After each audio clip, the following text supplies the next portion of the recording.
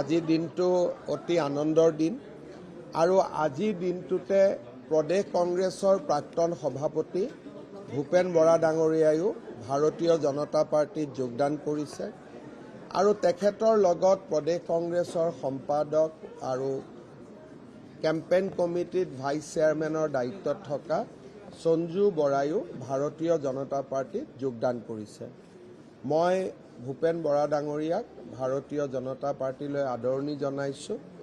আজিৰে পৰা কংগ্ৰেছৰ পৰিচয় সম্পূৰ্ণভাৱে নোহোৱা হ'ল।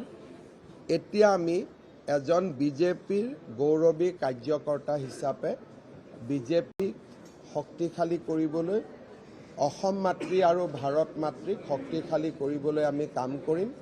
মই ভূপেন বৰা ডাঙৰীয়াক তেওঁৰ নতুন ৰাজনৈতিক জীৱনৰ বহুত বহুত শুভকামনা জনাইছোঁ। কংগ্ৰেছ এৰি আহিছে, তিক্ততা বহুত থাকিব, কিন্তু তথাপিতো যি আমি এৰি আহিলোঁ তিক্ততা বা দুখ বা মান অপমান যি আছিল আজিৰ পৰা আমি পাহৰি গ'লোঁ। আমি ভাৰতীয় জনতা পাৰ্টিত এটা নতুন ৰাজনৈতিক জীৱন আৰম্ভ কৰিম।